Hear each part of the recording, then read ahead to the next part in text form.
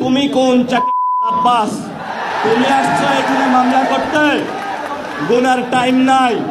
আপনার পুরা সম্মানের চাদর খুলে বুড়িগঙ্গায় নিক্ষেপ করবে। এই যে আমার নামে আজকে একটা মামলা হলো, মানহানির মামলা। ওই ব্যক্তি চাঁদাবাজি করে, সন্ত্রাসী করে। এমন লোকের কোনো মান থাকতে পারে না, যার মান আছে তারই তো মানহানি হয়। মামলা করেছে আরেকজনকে দিয়ে, গোপনে গিয়ে হলো সাক্ষী হিসাবে উপস্থিত হয়েছে। এগুলাকে আমরা বলবো গুপ্ত। আপনি ঢাকা হাটে ফেল করেছেন, লিখে রাখুন জনাব আব্বাস। আপনাকে তারেক জিয়া এসে রক্ষা করেছে। তারেক জিয়া যদি এসে রক্ষা না করত, তাহলে আপনি মির্জা আব্বাসের ছুনোপুটিও আমরা ঢাকা হাটে খুঁজে পাইতাম না। হালে পানি আছে, এখনো বেঁচে থাকার সুযোগ আছে। ভদ্র হন, ভদ্র হতে শিখুন। আমরা সভ্য সমাজে বসবাস করি। অসভ্য আচরণ করবেন না।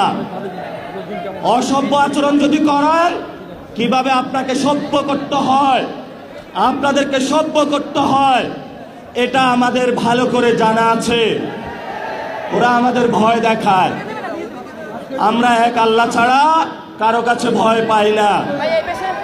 মামলা হামলা অনেক আগেই পার করেছি। শেখ হাসিনার আমলে রিমান্ডে নিয়ে আমাকে মাথা নিচের দিকে দিয়ে, পা উপর দিকে দিয়ে সারা রাত নির্যাতন করেছিল। কখনো আপোষ করার চেষ্টা করি নাই। তুমি কোন আব্বাস? তুমি আসছো এখানে মামলা করতে? গুনার টাইম নাই।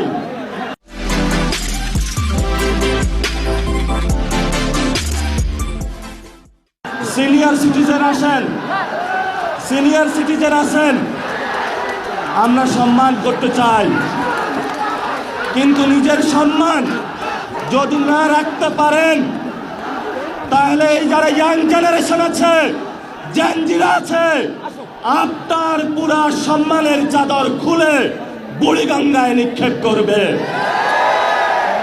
আমরা ধৈর্য ধারণ করতেছি। আমরা শান্তিতে বিশ্বাস করি, আমরা গণতন্ত্রে বিশ্বাস করি। ওই দিন নির্বাচনের দিন আমি যদি সেইখানে কনফ্রন্টেশনে যেতাম, হাজার হাজার স্টুডেন্ট হসপিটালে থাকতো। আমি গণতন্ত্রে বিশ্বাস করেছি, কিন্তু গণতন্ত্রের নামে আপনারা ইঞ্জিনিয়ারিং করেছেন। আমরা এখনো সহ্য করছি।